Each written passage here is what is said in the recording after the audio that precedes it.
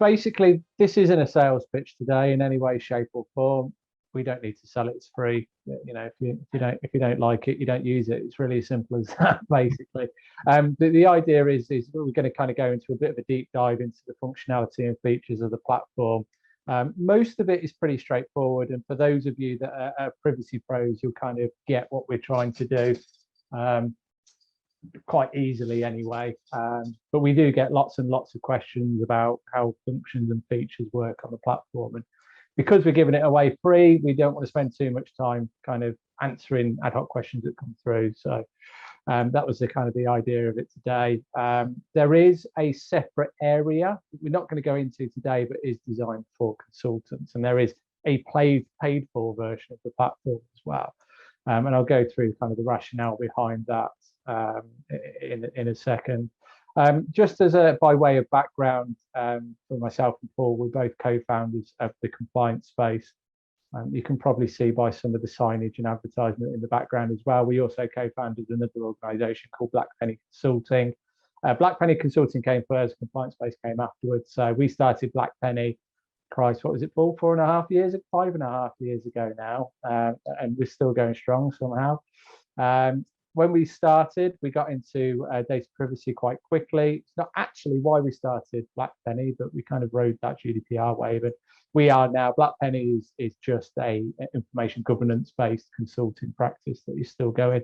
Both Paul and I are practicing data protection officers as well for a number of medium and large organizations. And we proactively use the compliance space literally every single day. And that's kind of one of the ways the platform has been developed over time, is Paul and I using it and going, oh, wouldn't this be good? And wouldn't that be good? And Paul and I arguing about what may be good and what might be good and where we need to spend our money. But that's kind of background of it. When we're delivering our services through Black Penny Consulting, being technologists of old, we were uneasy with the Excel spreadsheets that we were using. We bought in a framework from an old colleague of ours, and it was good. But one thing that didn't sit easy with us was, we like the world of digital. We like to push technology and use technology in an advantageous way. And spreadsheets weren't that for us. And as well, one thing that we're very keen on, and we still do this within the organizations that we work with, we're very keen on collaboration and accountability.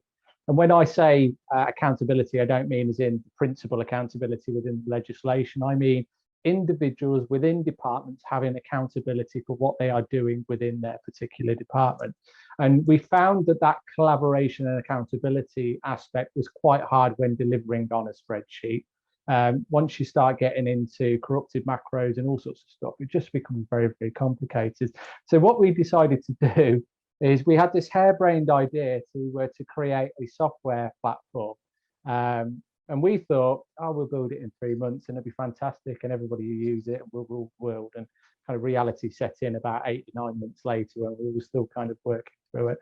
But that was the one mission statement that we had, was it has to be easy and simple to use. Like everything we do always boiled back to, this is for the layman. This isn't for the GDPR professional. Yes, it could be used by the professionals, but we want, because of that collaboration and accountability piece, we want laymen to be able to use the platform as well. And that's one of the reasons why we were quite keen to move to the freemium version as well, because we realized that there's a lot of platforms out there. Many of them are very, very expensive.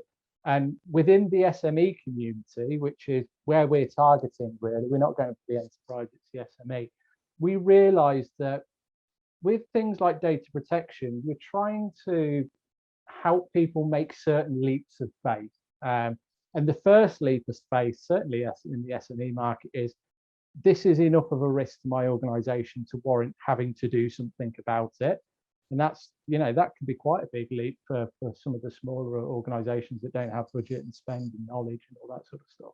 And then you're kind of expecting that second leap of faith, that we're then going to procure a platform to do this on. And, to try and make those two leaps is almost impossible. And we're quite passionate about helping that community. the SME market employs 50% of the people across the UK. So there's a lot of stuff going on there, but very little help. So we wanted to give them an opportunity to kind of sit on a platform that was A, easy to use, and B, kind of help guide them on the journey. And you guys feed back to us, you let us know whether kind of we're achieving that or not. But that was the kind of the sole mission that we had going forward. We're all for openness and transparency. There is a reason why it's free. There is a desire to monetize the free version moving forward. You will see this on many platforms. Spotify, Netflix are doing it now as well. So there's a number of ways in which we intend to monetize the free version. We're not doing it yet, by the way, but the first way is we have a way for SMEs that are on the platform to reach out to consultants. So we want to build a marketplace of consultants where SMEs can kind of reach out and say, I've got this problem, I need this help for this one specific area here. And what we want to do is we want to connect customers and consultants together, and via that introduction, we take a percentage of the fee that comes with that. The second route of monetization for the platform is through advertisement as well. We're not actually advertising through the platform, but we intend to build into the platform advertisements and pop-ups. So project partners, iStorm, for example, might want to do pen testing advertising through the platform if they wanted to as well. So there'll be a pop-up and the opportunity for us to sell advertising space on the platform as well. The second area of monetization is we have a licensed version. The free and the licensed version at the minute mirror each other in functionality completely. The licensed version won't have the advertisements on it, any pop-ups or anything like that, which for consultants as well, we have a consultant area where we can look at multiple dashboards at once, and also that version of it de-advertises the platform, because you obviously don't want a platform if you're a consultant trying to connect to a bunch of other consultants as well moving forward. So that's just our open transparency, where we're at with the platform and how we actually intend to monetize it. But fundamentally, the functionality there, what you see today is what you get on the free version going forward as well. There are some advanced security features that we may monetize moving forward as well, like SSO, for example, which is something we're looking to build into at the minute. Paul, my esteemed colleague, is going to go through the roadmap at the end of the demonstration as well. So that's kind of the background to it. What we're going to do is kind of jump into it. Like I said, I'd like this to be a collaborative session if you can do. Feel free to jump out, ask questions, queries. There's not that many of us, so I might just pick on you as we're going through anyway. So see how we go. So how do you sign up? First of all, it's quite easy. You go to our website, which is www.thecompliancespace.com. When you land on the landing page here, you'll see a bunch of options at the top. If you want to sign up to the platform here, you can click on that sign up for free. That will take you through to a page. I'm logged in already. That's going to take you through to a page where you can actually sign up. If you want to log into the platform, you click the login button. That's going to take you through to a second page. I actually saved that page as a favorite, and that gives you the credentials to log in. I might as well just demonstrate that here by logging out. So if I click login, that's going to take us through to this login page here. So you put your credentials, click login, and then that's going to take you to the dashboard. So as far as the dashboard is concerned, this is what you're going to see when you land on it. The platform itself is what we call a modular system. It's probably similar to 99% of all the privacy platforms that are out there at the minute. Each module has a different function, and we'll go through in detail what those functions are and how they work. I see it as split into two different areas. We've got what I would call kind of the accountability piece, which is kind of that documentation. How do we use data? How does it flow through the organizations? What systems do we use? Where's the data on the systems located? That sort of stuff. And then you've kind of got the more what I would call operational aspects of the legislation when you start going into data subject rights requests, impact assessments, data breaches, stuff like that.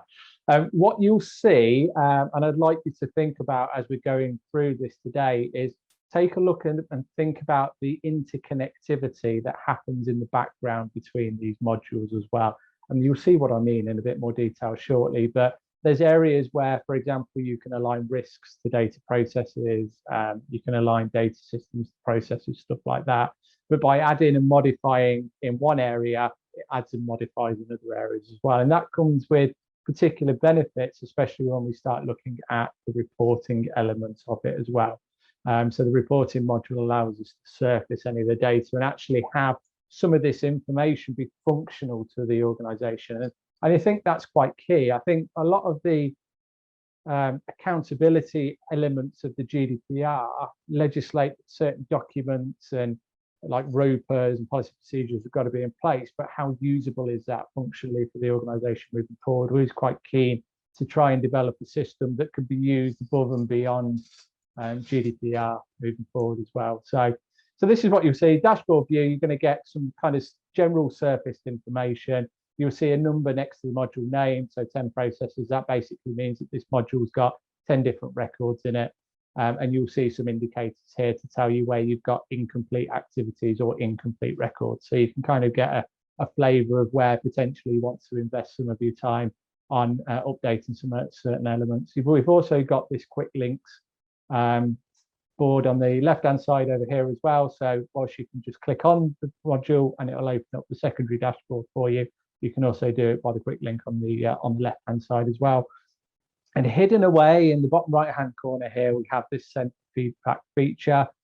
This is really important to us. If you are proactively using the dashboard and you see some benefit in enhancing some of the features, or you think that there's something that we've missed, the platform only grows and develops by people feeding back to us. So don't be scared to use that feature. And we can look at incorporating that into our roadmap moving forward as well. So when you first land on it, there's some administrative elements that you may want to take a look at. Over here in the top right-hand corner is where you'll see the area where you can manage some of the administration elements here. So this fictitious company, ABC Limited, to manage that, I will click on the drop-down list here, and then that's going to give us a number of options. We've got the user settings. So basically, this is just managing your own personal user details. So your name, if you change your email address, or you want to change your password, you can do so in there. We have organizational settings. If you're an admin user, you're going to have access to this, where you can update your organization name, address, postcode, stuff like that. We then get into the members area. This is where you can manage members within the dashboard, or where you can add new members in there as well. To add a new member, it's super easy. What you do is you click the invite member button. That's going to open up the secondary dashboard here, where you put the name of the individual, their email address, click next, and then you're going to align them to a particular role. And in a second, I'll show you how to set roles within the organization. You would select the role, click invite member, and then what the dashboard is going to, what the system is going to do is then send out an email to that individual and invite them to sign up by entering a password. You can actually also delete members within here as well if you have admin, or you can really send invite, because it will tell you the status over here, whether they've been invited or whether their membership is enabled or not. Wherever you see here at the top as well, this is the same throughout the different modules. You've got quick search function at the top. We haven't got enough members in here to utilize it in here. But if you start typing in there, it's going to do a quick search function. And you can also expand the number of records that you can see within there by clicking the per page, and then you're going to be able to see 50, 100 records if you want to within there. The next element here is roles, and this is where you can start granularly defining what people are going to have access to. I think, Paul, correct me if I'm wrong, we've got when you sign up, there's a couple in there that are already kind of set up for you. You can either go in and edit, or you can create a new role. If you want to edit an existing role, you just simply click on it and it's going to open up. You're going to click the edit button in the top right hand corner there. You can edit the name and the description, but then you also, throughout the system, we have this kind of tabular format. So you click on the permissions and notifications tab, and this is where you can define what people do within each of the modules. And you go right from no access to read only access, which means they can't do anything, the ability to read, create and update, or right through to the ability to actually delete records as well. We also have these notification buttons here where you can turn notifications on and off. The system has a bunch of alerts built into it. Pretty much anywhere where you see a date or a time associated with a record, there's typically a notification associated with that as well. So you can actually turn the notifications on and off. You might find for some of them that the notifications can get a bit irritating to some people, especially in the processes. So we have customers that have got 300 different processes registered in that module. And whenever they comes time to review, the system will send out an email. And sometimes people can get a lot of emails telling them that a lot of processes are due for renewal. So you might want to consider turning that off at any time. But you can see, you can kind of define quite granularly what access and who you want to have access to within there as well. Click save, and that's going to save that. Just going back to roles, in there you can actually delete a role as well. So if you open it up, wherever in the system you see this trash icon, that gives you the ability to actually delete a record or something within the system as well. We give you the ability to export from the system. We don't want you to leave, but we realize that people may, and so you can download everything within the system within this area here. So we have this export function which pulls everything down into CSV format, and then we have this file store area where you can download all of your documents direct to the file store as well. So if you do use it and want to leave, you do have the capability to do so. We have something called a terms editor over here as well. So again, within the platform, there's areas that have drop-down fields, and they tend to grow and amalgamate over time as you kind of enter details into there. But if you enter something in there and it's spelt wrong or it's a duplication of another term, you can actually go in here, view all the terms that are in there, and either merge them together, delete them outright, add new ones, or edit the ones that are already in there as well. So if you're working on behalf of a customer, for example, if you already understand the type of data subjects that they may have within the organization, to make it easier for you in the future, you might want to go in here and pre-populate this area with all the different terms ready for one of your GDPR champions to use, for example. And then that's it from the kind of the management side of it. What I'm going to do is kind of go through the platform now as if I'm introducing it to a brand new customer, and this is the process that I would go through.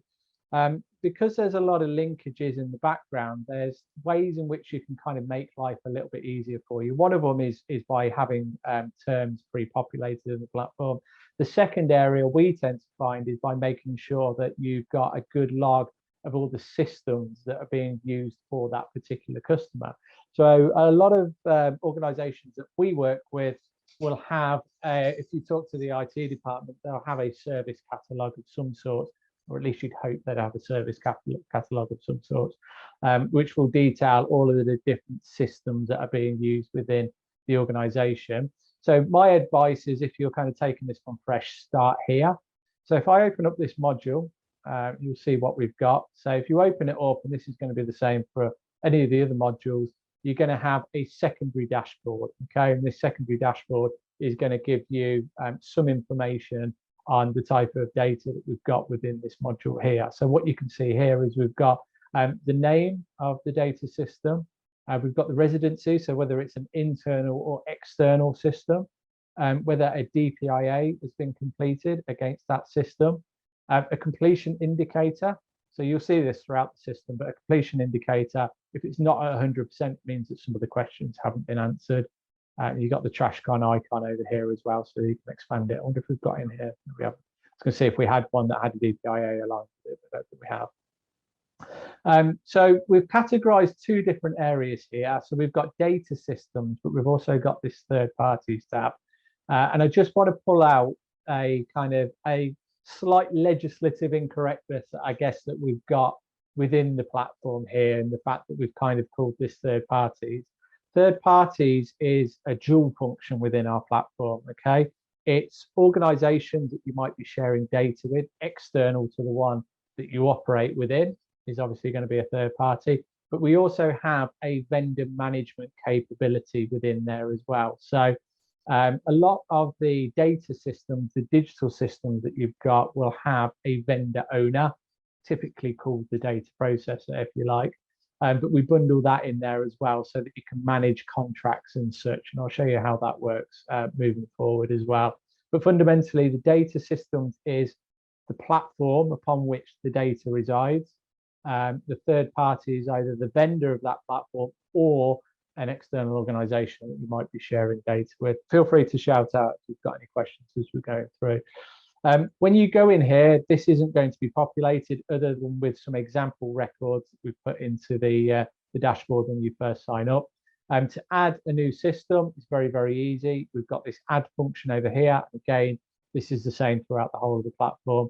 If you click on that, it's going to open up a widget. It's going to ask you whether you want to add a data system or if you want to add a third party. And we've got these tooltips throughout as well, which I'll highlight as we go through. So if I choose data system, it's going to ask me some basic questions. So the name of the system, this is where my spelling and fast typing pulls out. An owner. So this is one of those areas that I mentioned before with the terms editor, we've got drop downs. These are in here because we've populated these in here. So whenever you've got this drop down, there's a fast search function where you can start typing and it will find it for you. Or if there's a new role that isn't in there, you can start typing, click enter, and then that will always save as a field. So that will always be available to you as an owner of a data system or a process. It's going to ask us for a description and then whether the data is stored internally or externally. Wherever you see a question mark here, because there's a tooltip where we try and guide you to the type of information that we want. Is it internal or external? This one will just say is external, and then we click Save Data System. And you can see then that what that does is it creates a record, okay? The record is incomplete. Wherever you see these exclamation marks, it's a required question for completion. To open the record up for editing, you click the Edit button.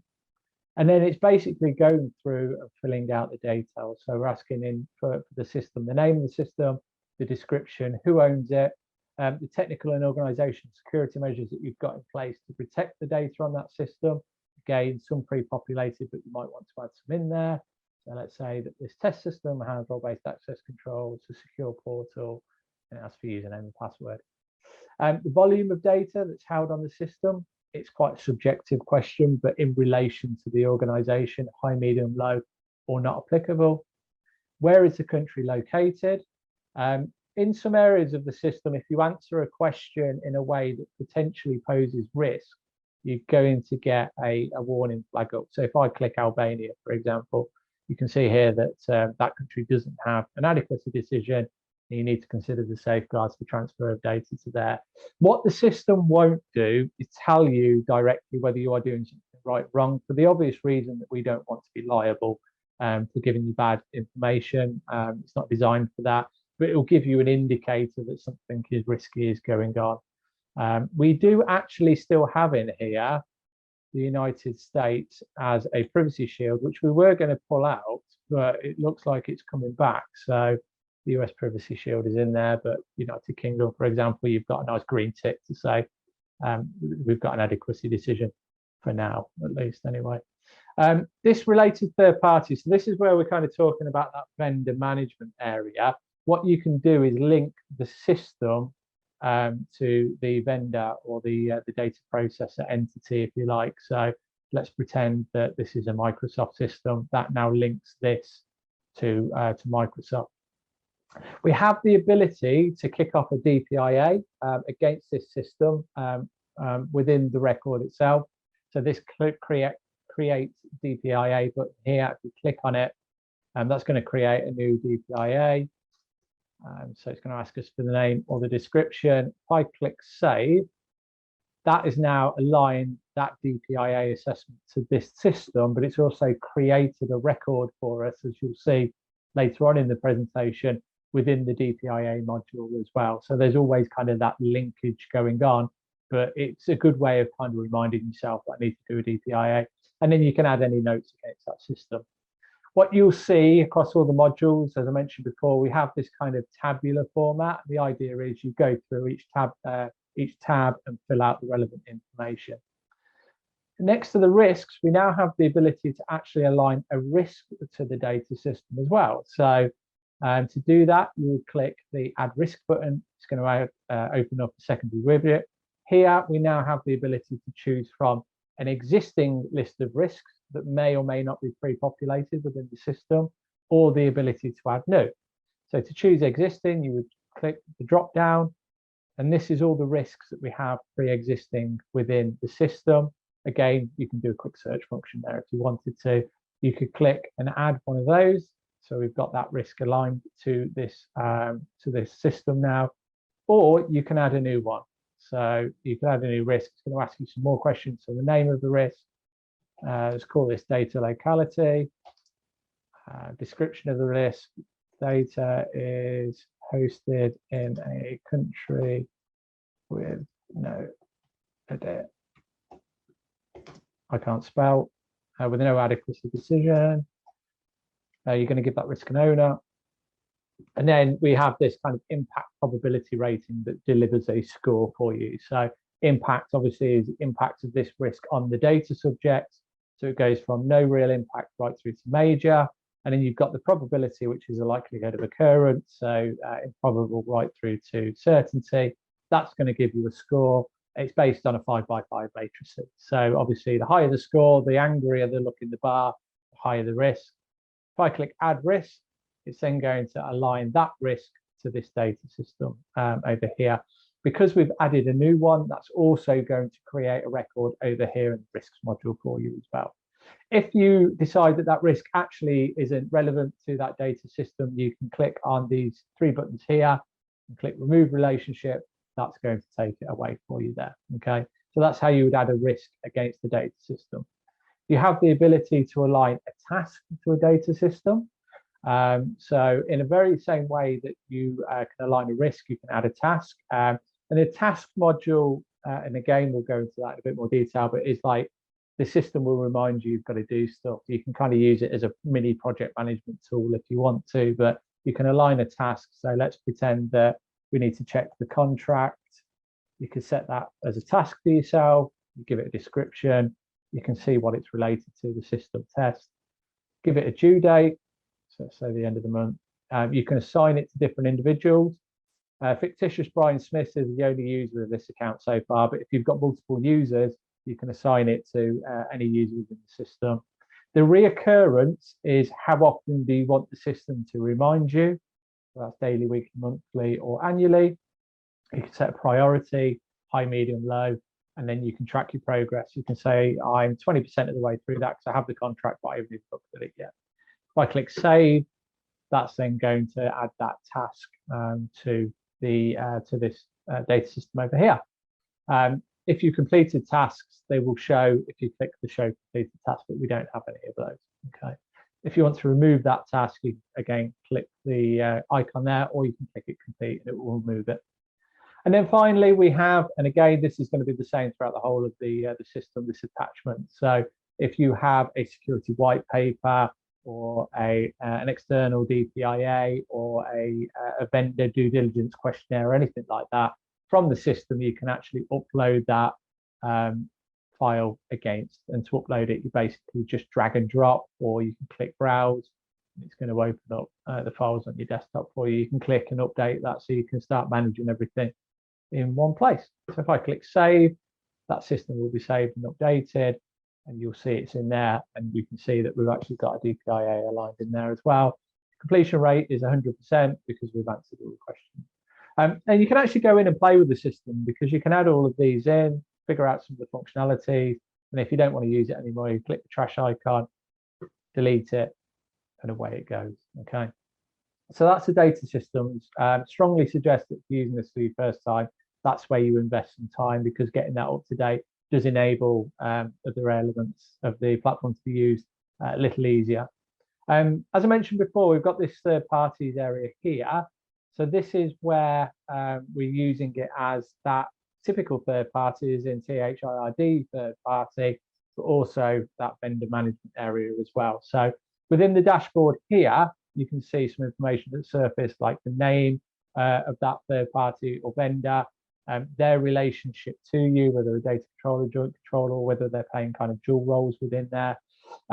If you have a contract with that organization, then you can actually upload it against that record as well. again, you can do a DPIA against them as well, and it gives you a completion indicator.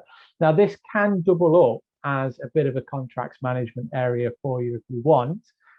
If your experiences are similar to ours, a lot of our customers don't have centralized contract management, which is crazy to think. You can use the platform for that if you want to. So again, if you want to add a new third party, you click the add button over here, you would choose third party, you would go through the widget.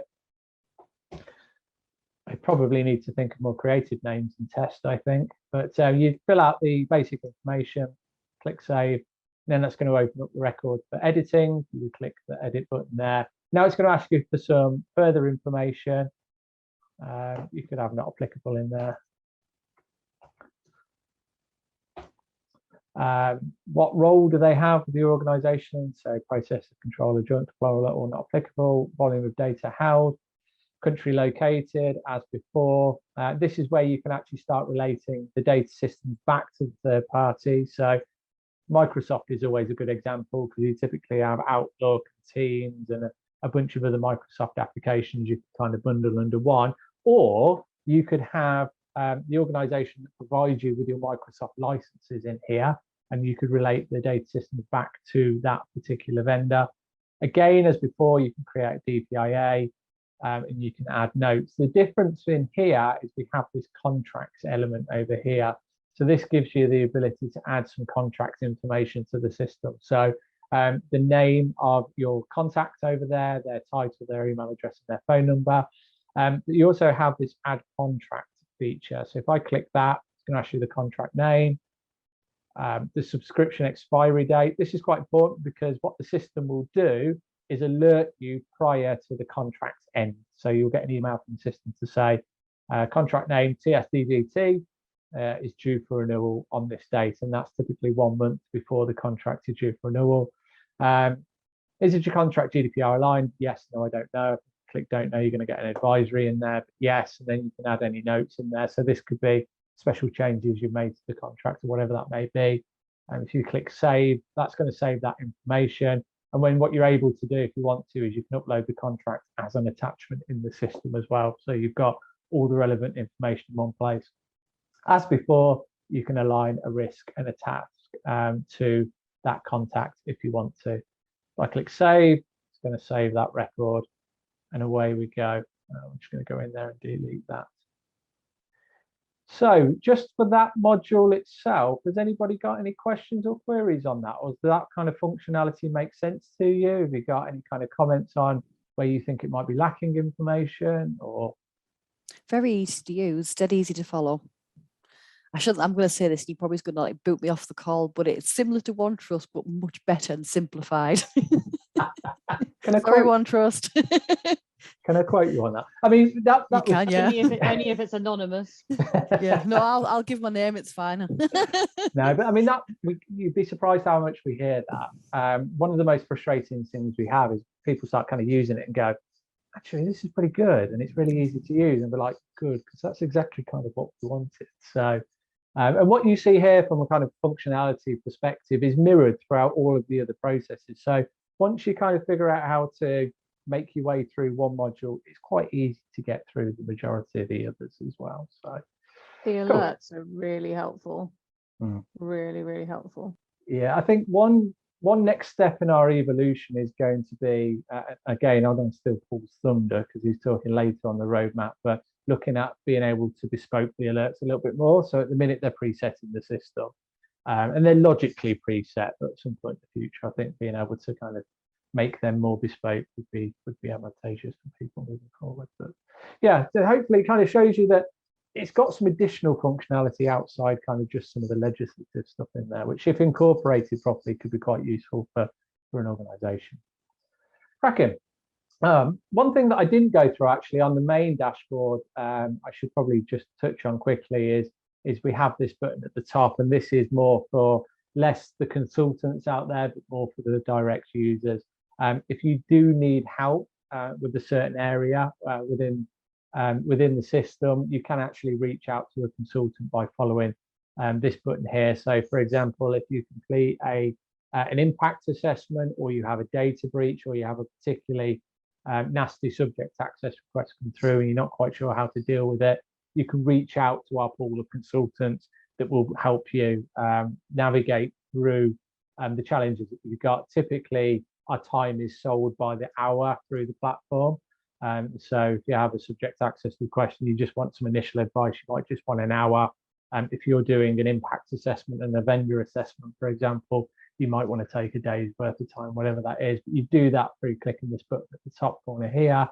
It's called Engage a Consultant. You would put your details in there, you'd select a subject about where you need help. So it's a breach or DPIA or general queries. You put the request in there, put your details.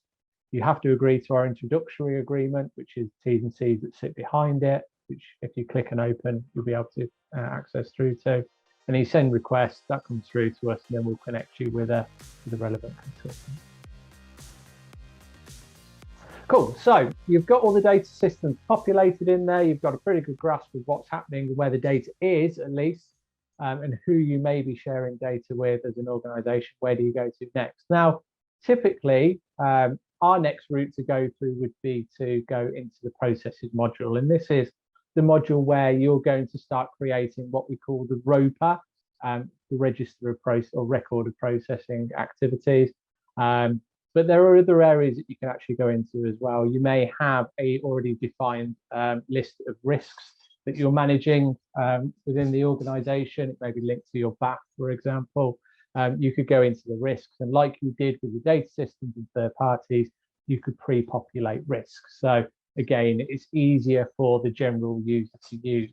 But before that, you could go into this processing module. So again, enter the module, you click, it opens up, and you can see here that it's going to give you a secondary dashboard with lots of information. As before, you can do quick search at the top. You can expand the amount of records you can see on the page, or you can click on these little icons here. You can sort them in alphabetical order or by department, whichever way you want to see fit. The information you're going to see is when was the record created, what's the name of that particular processing activity, the department it's associated to, what data systems or third parties are used in that process. If there are risks associated to it, you'll see that these are shown here. It will give you a review date when it was next due for review and a completion indicator over there. To go into an existing record, we click on it, it's going to open up. In fact, I'm going to open up a better one than that if we can do. Let's take a look at this one. So you're going to open it up and you're going to see the information that's contained within there. If you want to edit it, you would click the edit button. It's going to open up that record for editing now, and you can go in and change the information or review it if you want to. Basically, what you're going to do is you're going to go through the form and you're going to fill out the information that's in there. Some of them are going to be drop-down versions, some of them are going to be free text. So the process name and the description of the purpose, which is ideally you're going to have more details than what's in here. But this is what you're doing and how are you doing it in essence. Each process has an owner. Now, we align an owner to a job title rather than an individual. It's kind of personal preference, but we tend to find if it's aligned to a job title, it negates that extra management of having to keep on top of movers and leavers and stuff like that. And the department that the processing activity occurs in, the role that the organisation plays during that process, as many customers of ours that act as data processors and data controllers when they're delivering a service or doing their own kind of business admin. So you can align data processor, data controller, joint controller, or not applicable. The reason we have not applicable in there is if you wanted to enter processes that operationally are happening across the organization but may not involve personal data. So there might be some statistical analysis going on or whatever that may be. But some organizations might want to build out a complete map of what's happening operationally across the organization. That's one of the reasons we have not applicable to there as well. The category of data that's processed, so whether it's personal, special, or both, I'm going to click on both just for this example here. How often do you want this process to be reviewed? It's going to give you the next review dates based on today's date and that time frame and when it was last reviewed. So if I just click save over here, we have this reviewed button in the top right hand corner. So as DPO, as expert, as somebody leading the projects within the organization, you're probably going to want to check that this is up to date every kind of 12, 18 months, depending on the nature of the processing activity. To review it, you will click reviewed. Are you sure? Yes, I am. That's then going to give you a date and time that that was last reviewed as well, which is good. Auditors tend to like to see that type of information. So you'll see that's in there now. We're going to ask you the type of data that's getting processed. So if you refer back to where I was talking about the terms editor, where you have these drop downs, this is where that information is kept and can be maintained. So what type of data is it? Name, address, telephone number. And again, if you have a new field, you can click and type enter, and that's going to save that forever for you as well. The type of data subjects that are involved, customers, donors, employees, prospective patients, whatever that may be, you collect that information there. How long is it kept? So this is the retention information, and then some details on that retention period. So if you have a retention schedule, you can refer back to that, or you can put some details on the retention period in the free notes box. So that would be your justification for the retention period. If you remember before, we had the ability to create a DPIA within a data system or third party. You can do that against the process as well. And the process is exactly the same. You click the button, open up a widget, put the details in, and it will create a record over DPIAs for you as well. If you have pre-existing DPIAs, this is something I didn't mention actually before, but if you have pre-existing DPIAs completed within the system, you can actually link them back to the process or the data system through this related DPIAs question here. Okay. When you're going through it, we have tooltips next to each of the questions, which hopefully give people an indication of the type of information that we're typically looking for within these questions. Then, as before, you're just going to go through the tabs and fill out the information. So the next tab over here is the lawful basis. Now, because we've selected both personal and special category data over here, it's going to open up the derogations from both Article 6 and Article 9. So what's your lawful basis for processing the personal data? And then what's the lawful basis for processing the special category data in there? If you select legitimate interest as a lawful basis for processing, it is going to pre-populate a balance test for you, okay? The knowledgeable people within the room will know that every time you use a legitimate interest, you should have a balance test completed. The system's going to pre-populate one for you to complete within that module if you do select legitimate interest as well. We'll be interested to see what the legislative changes mean for LIA, and if there are pre-approved purposes for legitimate interest, we will be building that into the platform as well. Scroll down, you give a justification for your lawful basis. So whether it's if you use, for example, it's a legal obligation, you might want to quote the law, but this is basically your stake in the ground. This is why I've aligned this process to this, this lawful basis. Here we also ask you whether the data gets transferred out of the EEA. If you click no, nothing happens. If you click yes, it's then going to expand a bunch of safeguards that you may be using to safeguard that data transfer there. So that could be an adequacy decision right through to explicit consent, one of the exemptions that the ICA don't really like you using, but they are in there as well. Okay. The next tab is where you're going to align the data systems or the third parties that you may be sharing the data with. Here you can see that some have already been pre-populated for you, but as before, if you need to add a system to a processing activity, you would click the add button over here. And this is why I was talking about it's advantageous to pre-populate the system with things like data systems, because it helps you when you're populating this and other users. So click the add button. You're going to have the ability to choose from a list of existing ones that have already been pre-populated into the system. So for example, let's put HubSpot in there. I'm going to ask you some more questions about the role that HubSpot plays for this process. They're going to be a data processor. Are they the data source and the destination? Do you get it from this system, or does it reside in that system, or is it both? So you tick as appropriate, then you click save. You can see that that then aligns, for in this example, HubSpot to this particular processing activity. If for whatever reason that's misaligned, these three red buttons here, you can either edit relationship, which will give you the ability to edit the role that they play there, or you can just remove the relationship. It's going to remove that. Here you can see where some of that linkages feeds in visually for you as well. So third party, this would be the vendor. It's not the vendor of the marketing filing cabinet, obviously, but if Google was, you could see that Google was the vendor owner of that. So Sage Incorporated owns Sage 1000, for example. Here you can see where there's a standalone third party, and it's TrueSense, which is an external organization that you'll be sharing data with, is aligned there. If you want to add a new one, you would click the add button, then click add new. You would then choose a data system or third party. You would put the details in as before. Click save. It's going to ask me source or destination, so we'll call it destination. Click save, and then that's in there. But as I mentioned before, because we've created a new record in here, it's going to pre-populate an empty record over in the data systems and third parties for you as well. As before, you can align risks, pre-populated or new, to processing activities. You can set yourself a task, or you can update attachments. So for example, you may have, if the process involves a collection of data through a form, you may want to link to that form or upload that form. Always click save before you leave, and then that's going to save that record for you. And you can go in and edit it and do whatever you kind of want.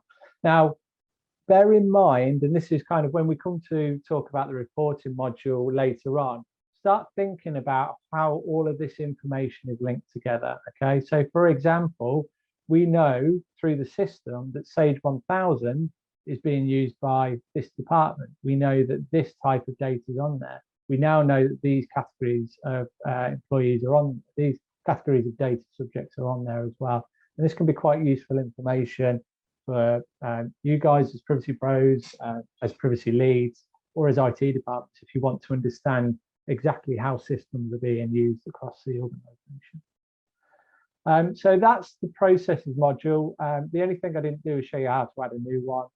And to do that, it's the same as how you would add anything else. You click the add button, it's going to open up a widget, you enter the details, click save, and that creates a record for you to go in, start editing. So as before, you can have a play.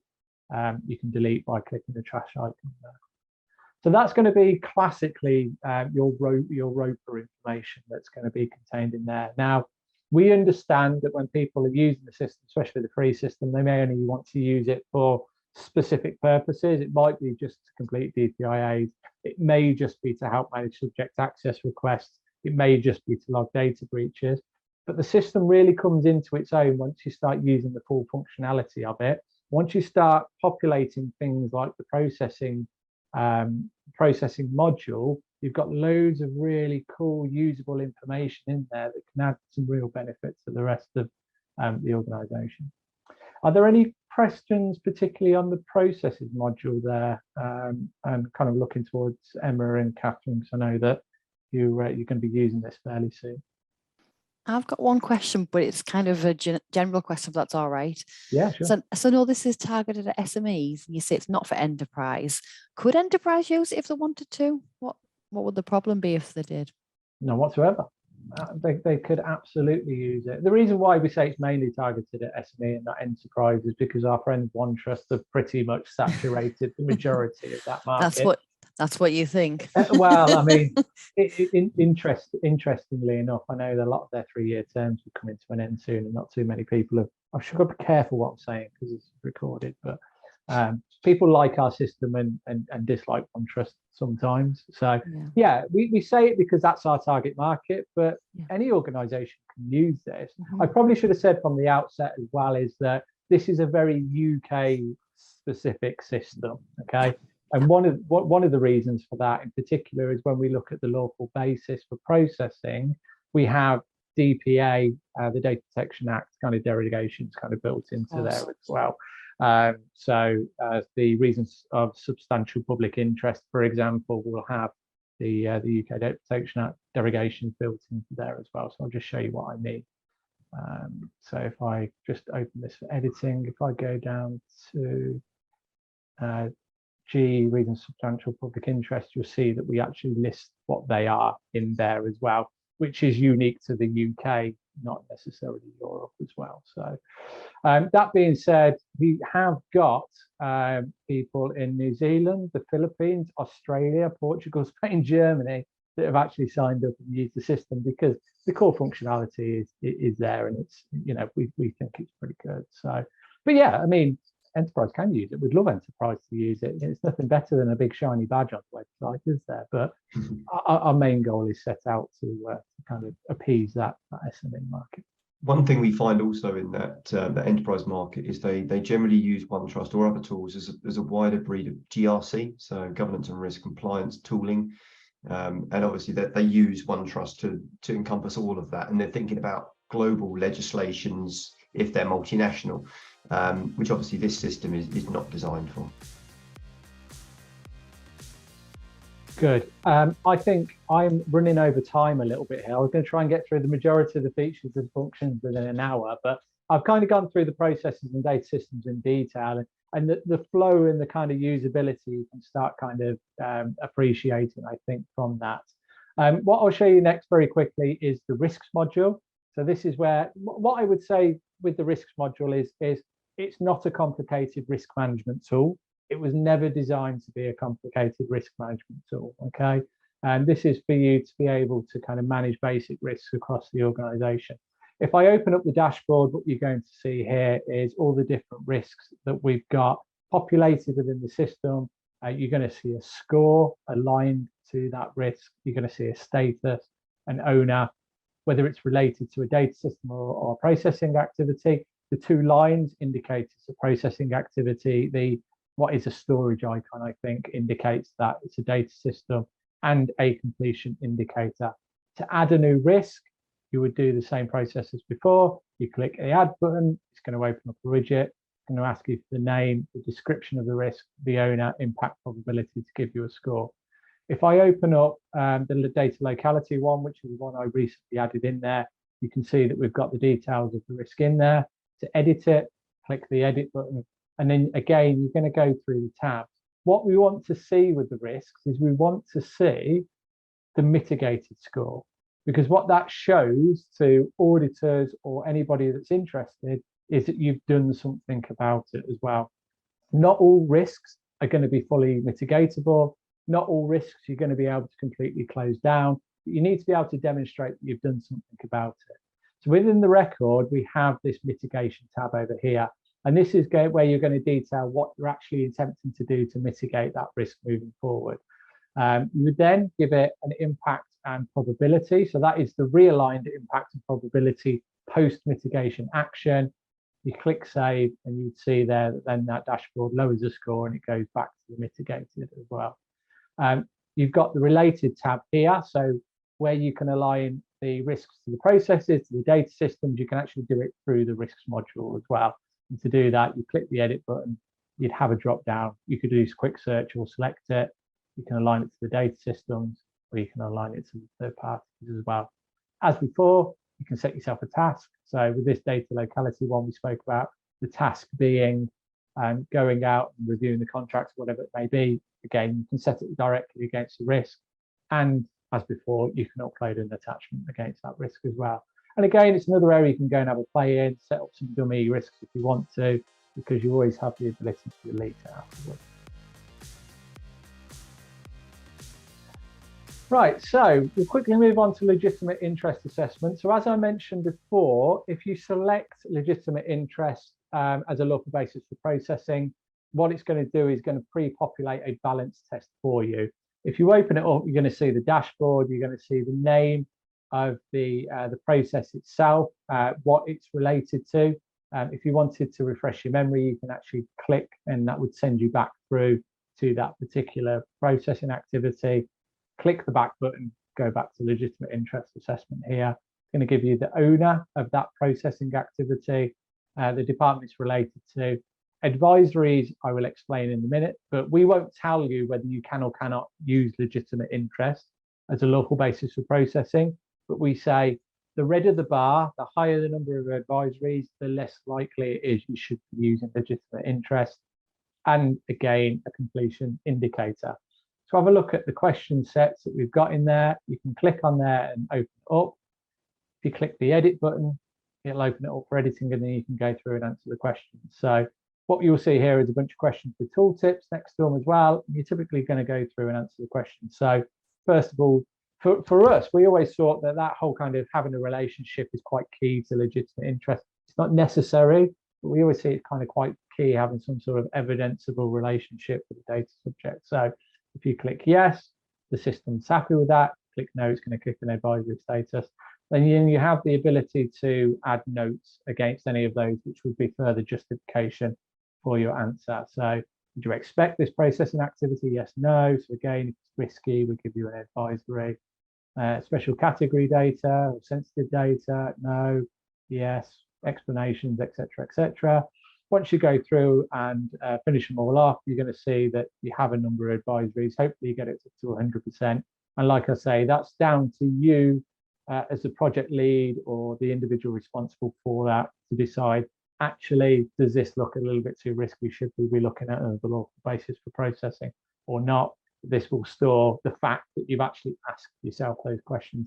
I think this is possibly an area that auditors like, because it's it's an area where most organizations won't have completed a balance test. And it's, again, just another benefit of having a system rather than a spreadsheet, that this sort of stuff is pre-populated. And because you've got incompleted stuff in there, if you've got OCD like me, that will really bother you. You're going to want to go in and complete that. So that's how the legitimate interest assessments work. The next module that we look at is subject access requests. So this is going to be where you basically manage any requests that come into the organization. Now, I'll tell you from the outset, the system isn't going to go and search for that data for you, unfortunately, but it will help you, A, keep a log of any requests that come in, and B, help you kind of manage your time as well. So you can see that pools tend to like to make requests to this organization, but you'll see on the dashboard the name of the individual and the status of that SAR, when it should have been completed by as well, and the trash icon so you can delete. If I open up one of the records here, you'll see the type of information that we're collecting. So if I just click the edit button here, the name of the individual, their address, their data subject type, that could be quite beneficial. Again, if you populated other areas of the system, this is a good area where the tool can start using some of that data. Date that was received and what the request was. If it was the date, if it has been completed, it will be in there as well. It's going to ask you whether you verified their identification or not, and then a notes field. So we use a notes field to document any communication that may have with the data subject, telephone calls, any interaction. So you've got a continuous record of what's happened during that interaction. If the request is being made by somebody who has power of attorney, like a solicitor or somebody like that, you would have their details logged in here as well. Now, because we know that contractors, because we've got contractors listed as a data subject type in processes, and we have data systems aligned to processes, the system knows that contractor data may be found in these locations. So it gives you an indicator of where that information may be found. The ID uploads gives you the ability to verify ID through the platform. Okay, so what will happen is if you need to identify somebody's or check their proof of identity, you would click this button, which is send proof of ID request. That's going to open up a widget. You put their email address in there, and what the system will do is send them a secure link. Via that link, through mobile or through laptop, they can upload a copy of their ID, driving license, passport, whatever that may be, and that will come back into the system and it will be visible for you here. Okay. Once you've checked that, that can actually be deleted afterwards, but you can manage that process of requesting ID through the system rather than email. And if your view on email is anything like mine, it shouldn't be a file storage repository, certainly full of driving licenses and passports and utility bills and stuff like that. So you can actually manage the verification process through the platform if you want to. We have this area here, which is called extensions and exemptions. If you need to add an extension, you can click add 30-day extension. I appreciate legislative, it's 1 month. It was easier from a coding perspective for us to have 30 days in there as well. that will add 30 days onto the timer for you. Okay. If you are leveraging any of the exemptions, we haven't pre-populated a list. We did consider it. They tend to move every now and again, but you can list any exemption that you may be utilizing. For example, confidential references exempt the right of access. So you might want to make a note of that if that's data that you haven't provided to the individual. Okay. As before, you can set yourself a task, or you can upload an attachment. For example, if somebody wrote a letter, you might want to scan it and upload it against the system as well. You save that record. Once the SAR has actually been completed, we have this completion button over here. When I click that, it's going to ask me if I want to delete proof of identity uploads. I would always encourage you to say yes. Certainly, we don't want a system full of information that we don't want, such as driving license and passport. It will save a record of the fact that the ID has been verified, though. So click that button. It's going to delete any ID upload that you may have on the system. You click complete, and then that's going to close that record down for you. Okay, so like I say, it's not going to search for the data for you, but it will give you hints and indications and help you manage that SAR process. The other thing that we have built into the system is this public SAR link. So what that does is generates a unique link for you, which you can copy and paste. You can embed into your privacy notices or your privacy statements. And when an individual wants to raise a subject access request, they can click on that form. They can fill out their details here, click submit. That's going to automatically populate a record for you in here. And the system will also send out an email and alert you to the fact that somebody wanted to raise an access request. So that's quite a cool little feature there. Cool. So going to go on to DPIAs now, talk about impact assessments. I'm not going to run through a full impact assessment for you, but kind of run through the methodology that we have in place. As before, you can see that we used the test one as a create DPIA against the data system. So you can see that that's been kind of populated in there for you already. I'm just going to delete that for now. And here you can see that we've got a number of other DPIAs that are underway, which have varying degrees of progress. We've got a visual guide here of kind of the 4-step process we go through for DPIAs as well. To create a DPIA, if you haven't done it automatically from a process or a data system, as before, you click the add button. It's going to open up the widget, put the details in, and that's going to create a record.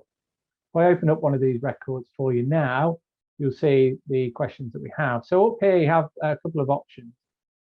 You have the ability to edit. That's just going to open up the record for editing. You can complete, which is going to sign off with a note from the person that owns that system or that process. But you also have the ability to invite an external review. So we've got quite a learner crowd today, so you'll know that a DPIA isn't something that the DPO does in isolation.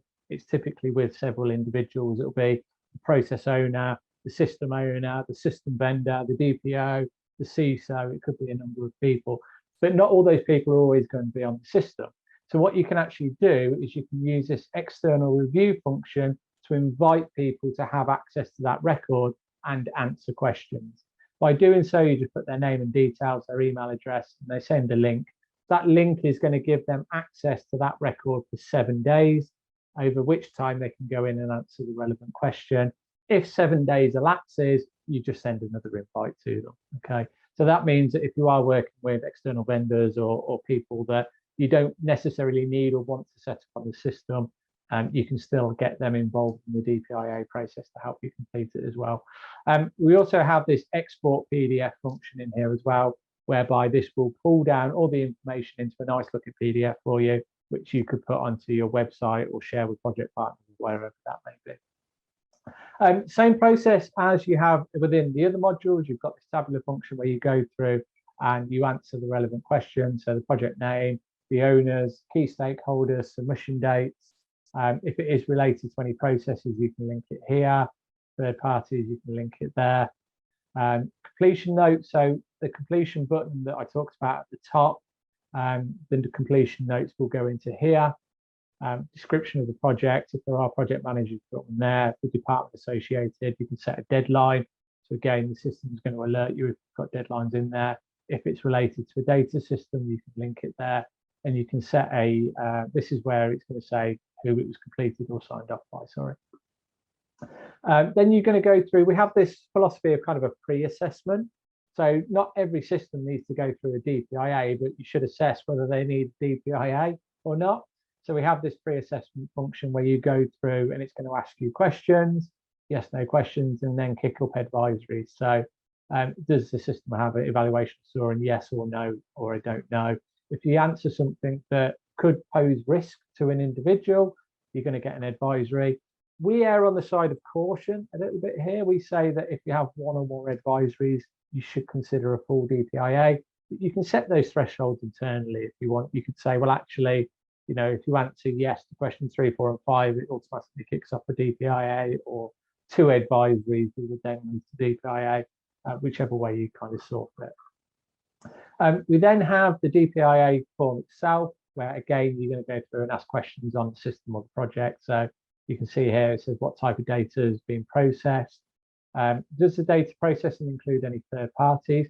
Now, again, Paul and I were talking about this earlier. We're going to change some of the terminology here, but third party is a dual role. It's another organization, external, that you may be sharing data with as part of the project that you want to evaluate, or it could be the vendor, the data processor, the owner of the system. So if you click yes, it's going to open up these widgets here. So the name of the system or third party, the description, the role that they're going to play, where they're located, have they provided data privacy clauses, what certifications do they hold, a bunch of kind of security-based questions you're going to go through. If the third party is providing you a system, you would click yes to the answer of the system. Then it's going to open up this secondary area for you here, where you put the name of the system, where the data is going to be located. And then we've got a bunch of security controls that we've pre-populated in here to say, you know, is it encrypted? How is it accessed? What access controls have you got? What conditions? How are you accessing it? All the kind of, a lot of the security questions you typically want to ask yourself when you're trying to benchmark the adequacy of the technical and organizational security measures that are in place to protect that data. Here we don't have the advisories. It's really down to you to assess whether it's relevant or not. So you go through, you'd answer the questions. You can add a secondary data system if it's a process you're evaluating, and that process has multiple data systems. You can evaluate against multiple data systems if you wanted to. You can add multiple third parties if you want to as well. So it's got quite a bit of flexibility in there. If it's an internal system, so that could be a system that you're hosting yourself, it could be a filing cabinet, anything like that, you can actually add an internal data system to do an evaluation against. And then we're going to go through some more of the privacy-based questions. How's the data collected? What's your retention period? How many records have you got? How do you protect it as an organization? Type categories of data, lawful basis for processing, etc., etc. So you go through that process. Everything has notes field against it, so you can add additional information. Then the next tab looks at the risk assessment. So it would be, what risks have we identified against this system, against that process? What's the name of it? What's its description? We've got this impact probability rating over here, which will give you a score. And then we have this mitigation area. So we've identified this risk. What are we going to do about it? How are we going to mitigate it? And then that would be stored in there as well. To add risks, as before, you click the add risk button. You can add a new one in there, give it the details, and away you go. Like with the other modules, you then have the ability to align a task or upload attachments. I use this quite a bit, actually, especially when the providers give you white papers. You can also insert links into the system as well. So you can link back to a web page that has security information on there to kind of bolster the evidence that you've got to prove that they've got the right security provisions and they are respecting the rights and freedoms of individuals. So that's how the DPIA function works. Does anybody have any questions on that at all? Relatively comprehensive. I guess I know that I'm just kind of throwing a lot of information at you guys now, but it is recorded. You'll be able to go back to it and hopefully kind of see if we can tag it for in some way so people can go to the relevant areas. So the next module we'll go through is data breaches. So this is where you're going to keep a log of any data incidents that occur within the organization. Clicking on it again is going to open up a secondary dashboard for you where you can see the name of the breach, the date that it occurred, the severity, the status of the incident, whether it's open or closed. And if the severity is high, you're also going to have an ICO report countdown timer. So that is going to count down from 72 hours. 72 hours is long gone since the 31st of March, hence why it's at zeros at the minute. But if you do categorize something as high, the system's going to count down, the system's going to alert you as well to make sure that you meet thresholds dictated by the ICO. This is as well why we talk about it being UK focused, because we talk about ICO and the reports that we actually kick out are in ICO format as well. So if to add a new breach, if I click the add button over here, it's going to open up a widget for you where you give the breach a name, you associate the department, and then we've got volumes of data contained within the breach. Now we've added a third category in here. We've got the volume of personal data, and that's either low, medium, high, or none. We have the special category data, which is low, medium, high, or none. But we also have this confidential data element in here where we would consider bank details, financial information, although is categorized as personal data under the legislation, has a heavier weighting typically when it comes to data breach. So you'd have high, medium, or low in there. Some questions about the nature of the event itself. So was it the data encrypted, yes or no? What's the likelihood of significant consequences? Unlikely, neutral, very high, whatever it is. And then the system's going to give you an indicator of the severity of that breach, okay? Again, probably errs on the side of caution a little bit, but if you're not used to calculating severity of risks, the system will give you a good indicator of what that may be. However, you can override that by answering this question at the bottom here, which is how do you rate the severity of the breach, low, medium, high? So I'm just going to put high for the purposes of this demonstration. If I click save, that's going to create the record. If I click edit, we're going to go in there. Here's where you can toggle the status for open or closed. So once the breach has been completed, you've got all the information, you can close it down. This page, you've already answered the questions for. The next tab is where you put the details of the breach. So what's happened, when did it happen, how did you find out? This is all taken from the ICO reporting format. So number of data subjects, etc., etc. If it's a cyber incident, you click yes, it's going to ask you some further questions on that incident itself. If you click no, it doesn't. The action taken, so what have you done as a result? Have you told people? Are you going to tell people? And again, you've got this tasks and attachments feature here. So if there's something quite serious, you need to go away and find out, you want the system to remind you, you can set yourself a task. If I click save here, I'm not sure the ICO report's going to work very well over here, so let me try and pick another one. So let's say CRM systems hacked, where we've got a high severity rating. We can actually generate an ICO report, which would be the report that you could submit to the ICO as a result of that. So if you click, all I've done there is clicked on ICO report, so opened up the widget, countdown time is gone because obviously it's past the 72 hours. You put in your details in there, some details about the breach itself. If it's a follow-up report, what's your case reference? And then click save and generate report, and it should, there we go, create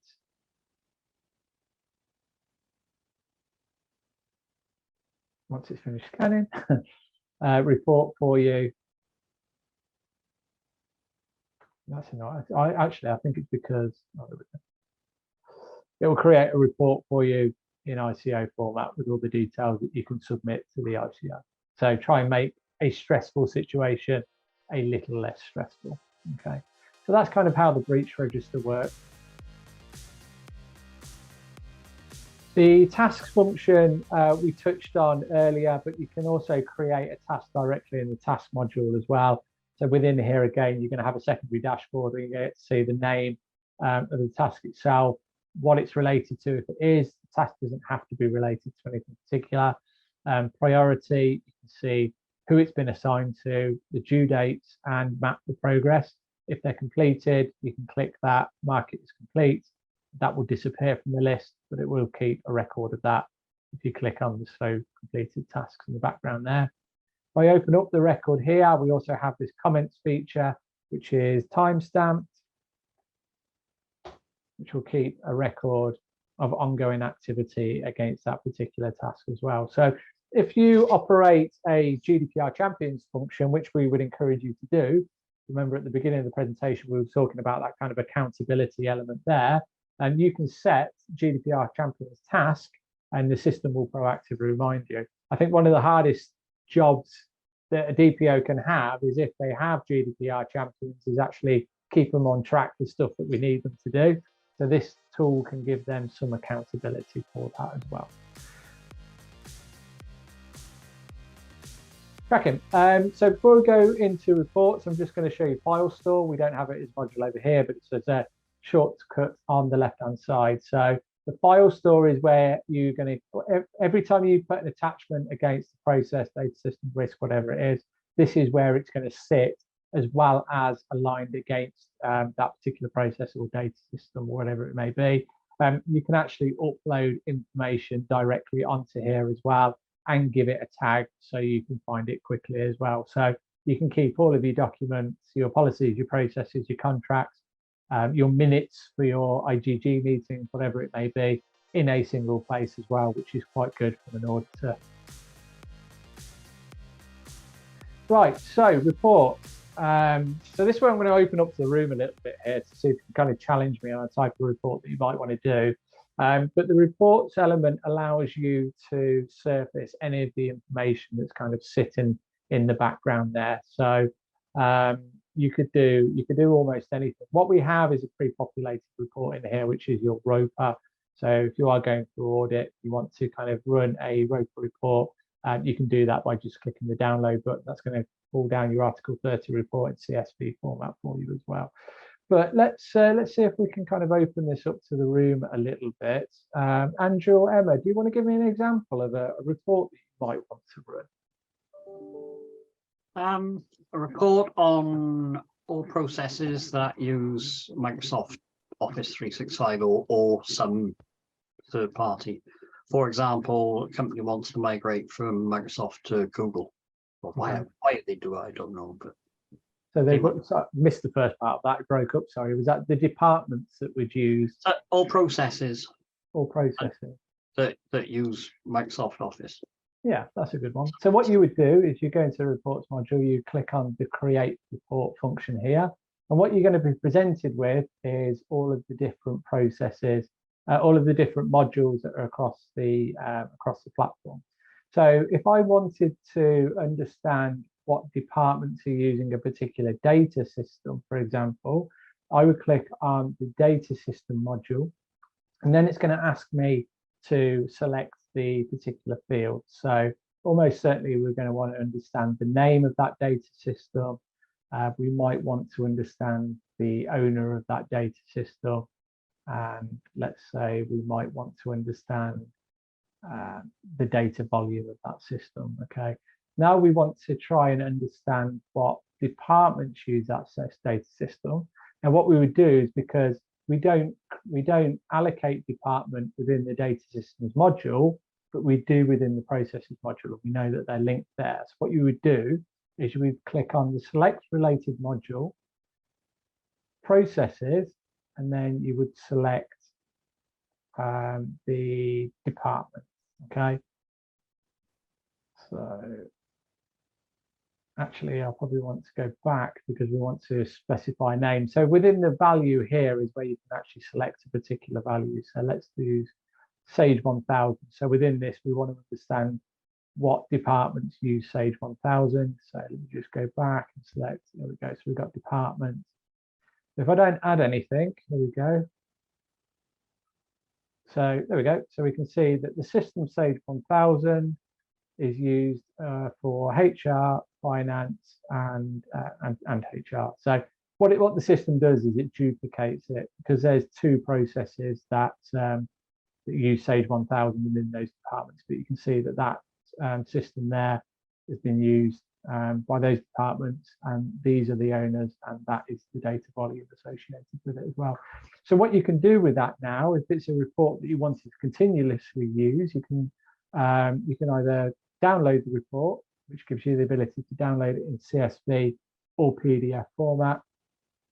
You can save that report to the file store, as a copy for future reference. Oh, you can actually save the template as well, which will enable you to run that report multiple times moving forward. It's more difficult to demonstrate the reporting module because of the limited data that we actually have in the demo account here. But hopefully that kind of gives you a flavour of the type of reports that you can run. A popular one for me, so I'm just going to cancel that now. Don't want to save it.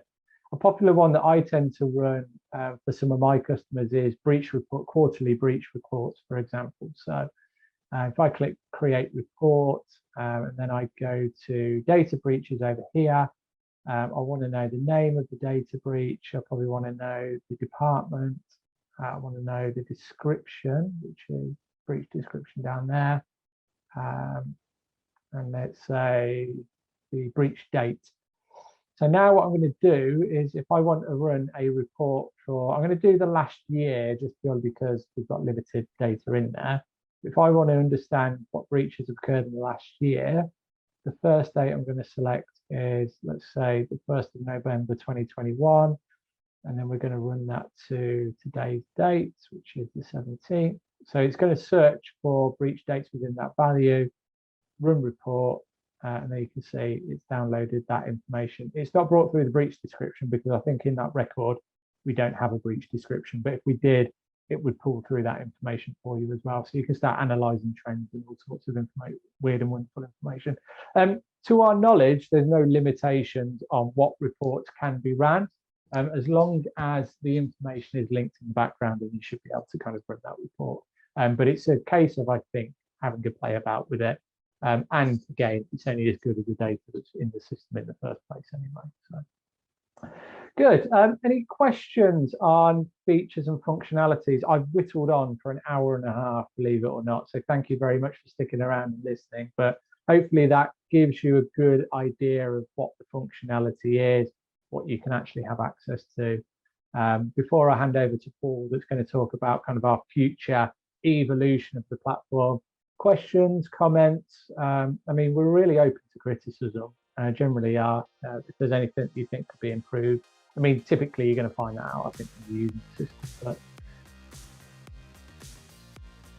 good. Well, hopefully from this you can go on and have a play and find out all of this yourself. But I'm going to hand over to Paul, because you're probably bored of my voice now. I certainly am. Who's going to go through the roadmap. Yeah, thanks, Byron. And Byron touched on a few of the bits there around roadmap. And for us, it's really important to understand our clients really more than anything. Byron mentioned that we use the platform daily with our existing client base, and that's no exaggeration. That we're in there 4, 5, 10 times a day, depending on what we're doing. And what we find with that kind of interaction with our clients is that they constantly talk to us about the platform and evolutions that we see in there. A couple of the places that we're kind of doubling down on and really focusing on, Byron mentioned the marketplace. And for us, this is really, really useful, really, really important as well, because it helps us obviously monetize the platform and kind of drive it in that direction. But what it also does, it introduces a tool that we don't think is out there at the moment. So we don't think there is a tool on the market that allows you to do what we've just gone through in terms of managing your data privacy records and operationally managing your data privacy obligations, but also connecting you to a known and trusted community of consultants. And that's what we're looking to do with the marketplace that sits behind. So the steps that we're on at the moment are building the platform, so understanding the simple use cases that are there, but also building the clientele that's on there, so that we can get to a point where this service will be valuable. In tandem, we're building the marketplace itself. So we're building the group of consultants that will be assisting us with that. And the idea really, as Byron mentioned, is that you get to a point in the system itself, you think, actually, I could do with some help on that one, or I'm in an incident scenario and I've got a data breach going on. I just need some assistance around it. The idea behind the marketplace is you can click through to a consultant space at that point. You can ask for the assistance, see the prices that might be there associated with that kind of item. The idea is it's kind of a product sell, and then you can choose what you want to do in that situation, and the system will plug you into those consultants. And like I say, this is something that's not out there at the moment, and certainly something that through our community, which extends to you, people have said would be very useful. Especially those that are maybe internal counsel, internal DPO, internal IGM, whatever they happen to be, and just don't have an experience in this space, maybe not the ability to reach out to external counsel or gain that consultative experience. So for us, that's priority number one with regard to the major evolutions of the platform. There are other things that our clients have told us are important, and actually that we consider important ourselves because we are DPOs. And then a lot of those are in the security space itself. So if we put ourselves in our client's shoes when they're considering a data system, so they're going through a DPIA for a data system, part of that is they're going to draw out the question set and they're going to ask questions like, is there single sign-on for this platform? So are we able to sign on to this platform using our own corporate identity? And at the moment, the compliance space doesn't have that. It's got its own inbuilt authentication service with role-based access control behind it. But we can see how beneficial that would be for our clients to tick the DPIA box, but also to manage access to the platform itself, because we all understand that a main failing in a lot of organizations when it comes to a leavers process is getting the leavers off of cloud-based services, because HR might not be plugged into IT might not care.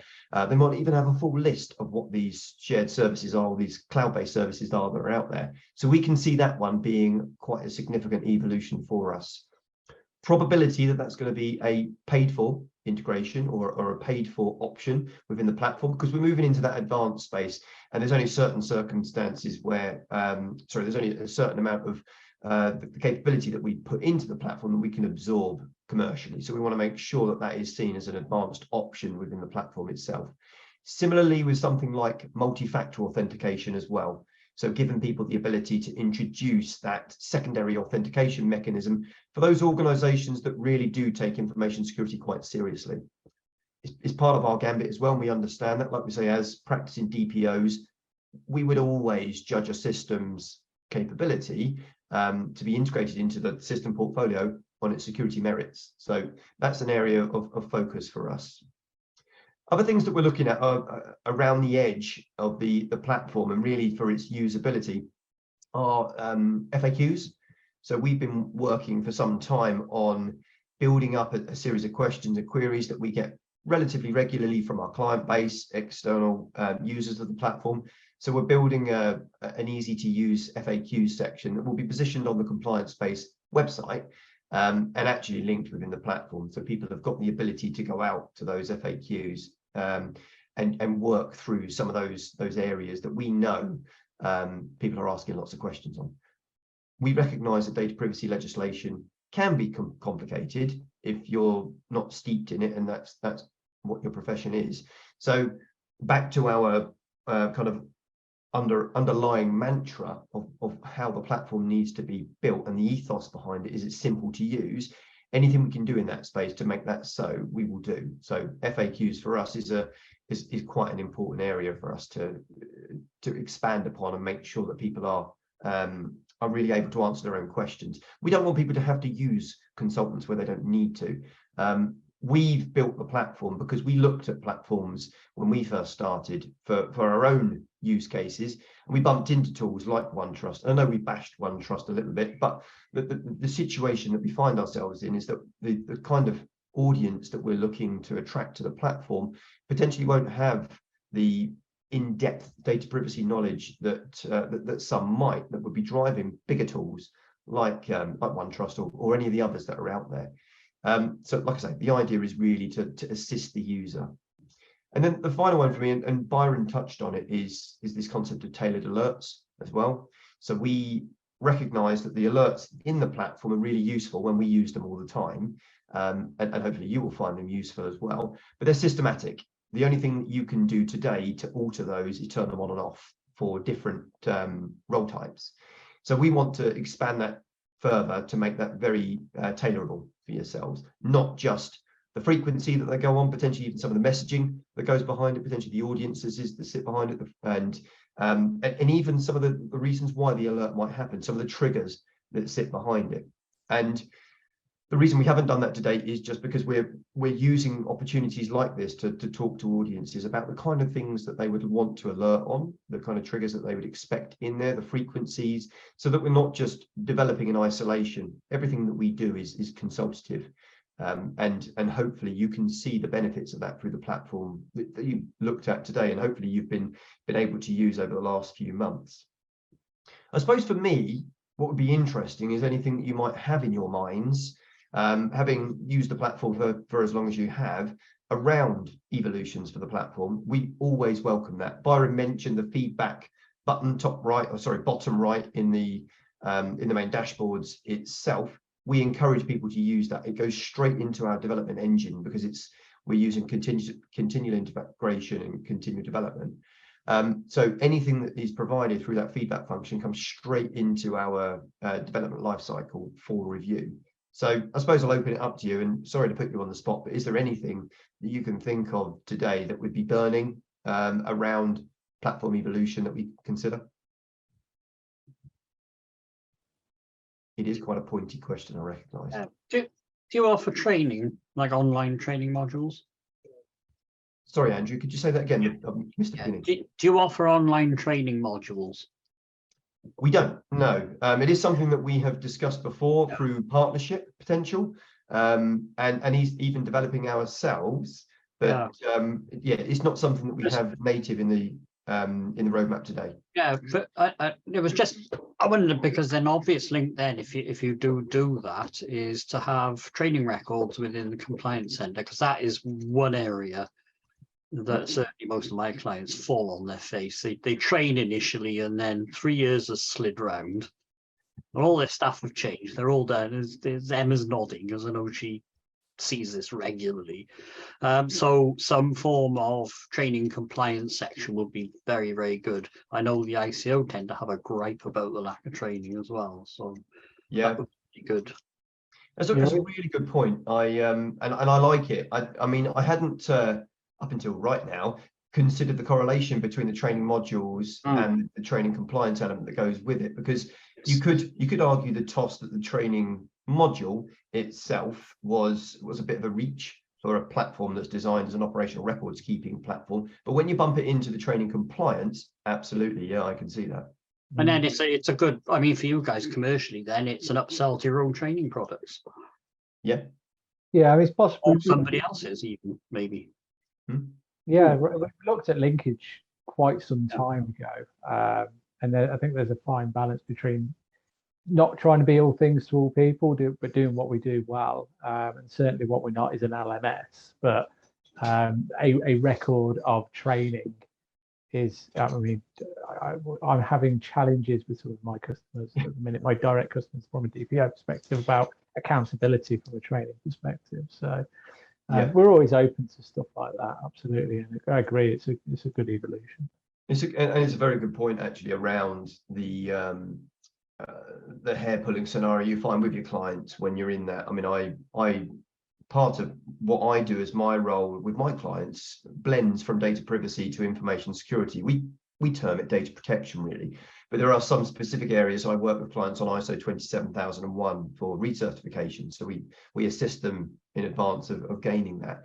And obviously through that process, it's very, very strict that you have training compliance nailed, and that you can evidence training compliance in there. And as a far-reaching area of the platform that we thought about with the compliance space was potentially even bringing in an ISO 27001 module eventually, because we like the idea that, like we say, data protection with the big D and the big P includes both privacy and security. And the platform's riddled with it already. If you think about the DPIA section, InfoSec questions that we ask as part of that are extensive, to the point where you could say they're exhaustive, which is great.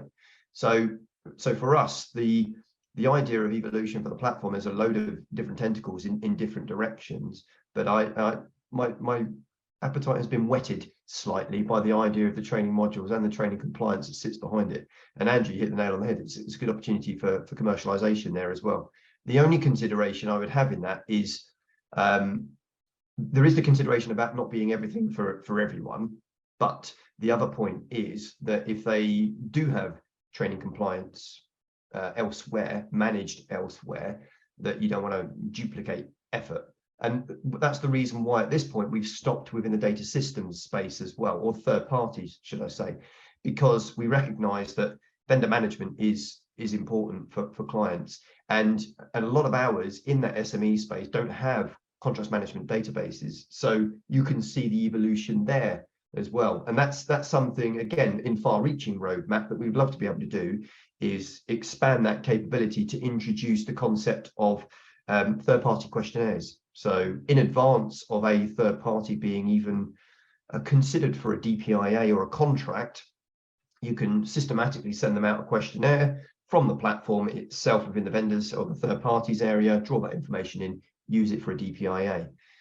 You could also then expand the area to start including more information about their ISO certifications and other industry body-based certifications that they have. So you can really start to use that as proper vendor management. But again, we want to make sure that it's boxed within the area that we're trying to operate within. But we could go on forever with this thing if we wanted to. Let me just quickly show you, because you guys are kind of consultants anyway. So the consultant area of TCS, just very quickly. Like I said before, it is a paid for area because it de-advertises the platform, but it gives you a single view into kind of multiple customers if you wanted that. You are only allowed one person can only have access to one dashboard. So Andrew, you couldn't have access to 15 dashboards unless you'd done it through what we call the org manager, the dashboard side of it, right? So I'll just very quickly show you it and kind of the functionality there. Let me see if I can get a sign out here. So again, it's a demo account. But this is what you would see. I mean, Black Penny Consulting has a version of this, right? So within here, you get access to multiple dashboards at that point.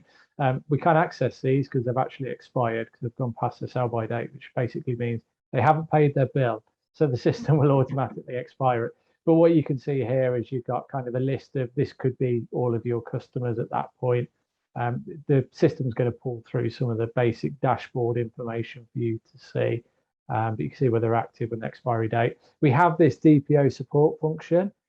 It's kind of like a chat function between the dashboard and the back end, if you like. So if your customers have questions or queries, we can turn on that module for you, and your customers can interact with you through that. And the organization manager area of the system is going to alert you that people are asking questions, and it can kind of build up like an FAQs and stuff like that. If you wanted to add a new organization, you'd click add organization button here. And what that would kick off at our end is just the process of invoice. So we charge an annual fee per dashboard, basically, is how that works. Again, we have the tasks function over here. This is going to pull through all of the tasks from all of your dashboards. You can also set yourself tasks, or if you have consultants working for you, you can set your consultants tasks if you wanted to as well. And we have the report function. The only difference with the report function in the organization manager is you can report against multiple dashboards at this point rather than against just one dashboard. So if you wanted to do some trend analysis across multiple customers to see how many people have had breaches where it's email sent to the wrong person, it's probably 100% of the time. But you could run those sorts of reports through there as well. So I just thought it was very quickly worth just demonstrating that area of it for you. Cool. Well, that's it really from me. I want to thank you for attending and listening. Hopefully you get the chance to use the platform. If you do, Emma, it sounds like you've got a project that you're leading on at the minute with it anyway. We are welcome to feedback. Telling us how great we are all the time doesn't really help us develop. So if there are areas that you think could be improved, that's where we take most value. So thank you very much. And if you've got any questions or queries at any point whatsoever, feel free to kind of reach out to us directly via LinkedIn, whichever means you see fit. But thank you very much for attending. Appreciate it. Thank you very Thanks, much. Very useful. It's been Great good. speaking to you. Cheers, guys. Cool. Good stuff. Enjoy the rest of your evening, guys. Take care. Take care. Take care all. Bye. Bye-bye. Cheers.